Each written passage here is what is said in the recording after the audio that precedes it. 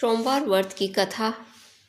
एक नगर में एक बहुत धनवान साहूकार रहता था, जिसके घर में धन की कमी नहीं थी। परंतु उसको एक बड़ा दुख था कि उसके कोई पुत्र नहीं था। वह इसी चिंता में दिन रात लगा रहता।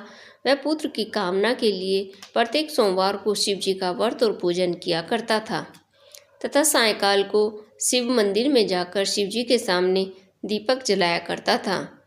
उसके इस भक्ति भाव को देखकर एक समय श्री पार्वती जी ने शिवजी महाराज से कहा कि साहूकार आपका अनन्य भक्त है और आपका सदैव व्रत और पूजन बड़ी श्रद्धा से करता है, इसकी मनोकामना पूर्ण करनी चाहिए।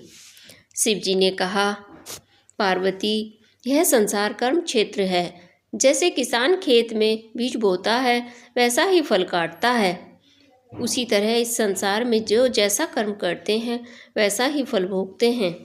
पार्वती जी ने अत्यंत आग्रह से कहा, महाराज, जब यह आपका अनन्य भक्त है और इसको किसी प्रकार का दुख है तो आपको उसको अवश्य दूर करना चाहिए, क्योंकि आप सदैव अपने भक्तों पर दयालु होते हैं और उनके दुखों को दूर करते हैं। यदि आप ऐसा नहीं करेंगे तो मनुष्य आपकी सेवा तथा व्रत क्यों करेंगे।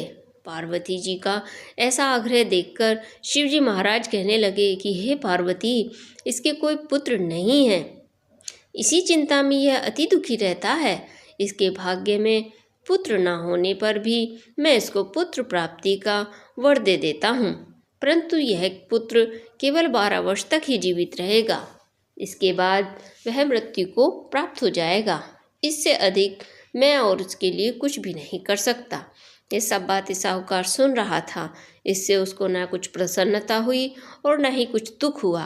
वह पहले के जैसा ही शिव जी का व्रत और पूजन करता रहा। कुछ काल व्यतीत हो जाने पर साहूकार की स्त्री गर्भवती हुई और 10वें महीने में उसके गर्भ से अति सुंदर पुत्र रत्न की प्राप्ति हुई।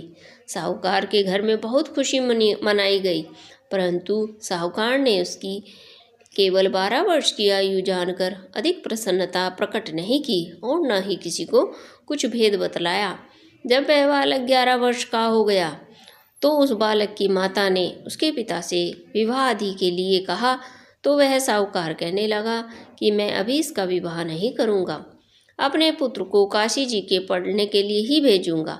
फिर साहूकार ने अपने साले अर्थात बालक के मामा को बुलाकर उसको बहुत साधन देकर कहा, तुम इस बालक को काशी जी पढ़ने के लिए ले जाओ और रास्ते में जिस स्थान पर भी जाओ यज्ञ तथा ब्राह्मणों को भोजन कराते हुए जाओ। वह दोनों मामा और भांजे यज्ञ करते ब्राह्मणों को भोजन कराते हुए जा रहे थे। रास्ते में उनको एक शहर पड़ा।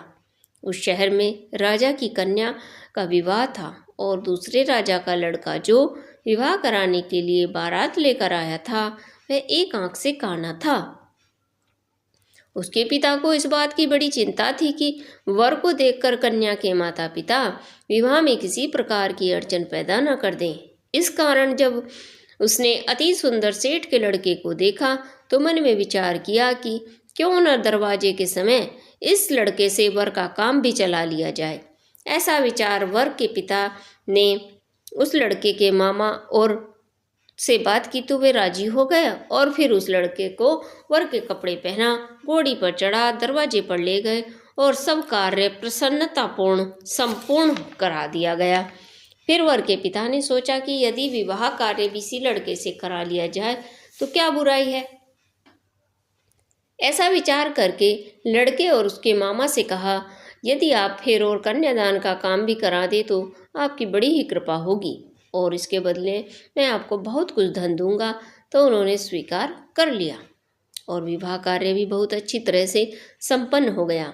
परंतु जिस समय लड़का जाने लगा तो उसने राजकुमारी की चुनरी के पल्ले पर लिख दिया कि तुम्हारा विवाह मेरे साथ हुआ है, परंतु जिस राजकुमार के साथ तुमको भेजेंगे वह एक आंख से काना है और मैं काशी जी पढ़ने जा रहा हूँ। लड़के के जाने के पश्चात उस राजकुमारी ने जब अपनी चुनरी पर ऐसा लिखा हुआ पाया तो उसने राजकुमार के साथ जाने से मना कर दिया और कहा कि ये मेरा पति नहीं है, मेरा विवाह इसके साथ नहीं हुआ है, वह तो काशी जी पढ़ने गया है। राजकुमारी के माता पिता ने अपनी कन्या को विदा नहीं किया और बारात वापस चली गई। उधर सेठ का लड़का और उसका मामा काशी जी जा पहुँचे। वहाँ जाकर उन्होंने और लड़के ने यज्ञ करना और लड़के ने पढ़ना शुरू कर दिया। जब लड़के की आयु 12 वर्ष की हो गई तो वह उस दिन उन्होंने भी यज्ञ रचा रखा था। तो लड़के ने अपने मामा से कहा, मामा जी आज मेरी तबीयत कुछ ठीक नहीं है। मामा ने कहा अंदर जाकर सो जाओ। लड़का अंदर जाकर सो गया और थोड़ी देर में ही उसके प्राण निकल गए।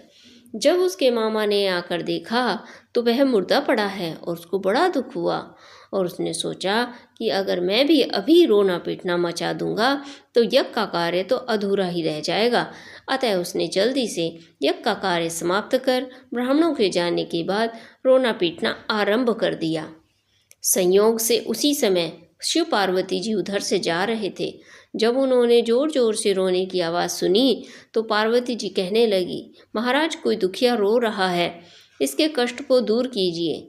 जब शिव पार्वती ने पास जाकर देखा तो वहाँ तो एक लड़का मुर्दा पड़ा था। पार्वती जी कहने लगी, महाराज यह तो उसी सेठ का लड़का है जो आपके वरदान से हुआ था। शिव जी कहने लगे, हे पार्वती इसकी इतनी आयु थी यह वह भोग चुका है। तब पार्वती जी ने कहा, हे महाराज इस बालक को और आयु दो, नहीं तो इसके माता पिता तड़प तड़प कर मर जाएंगे।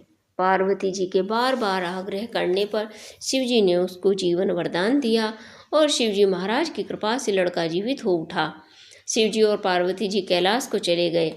तब वह लड़का मामा जी के साथ उसी प्रकार यज्ञ करते ब्राह्मणों को भोजन कराते हुए अपने घर की ओर चल पड़ा।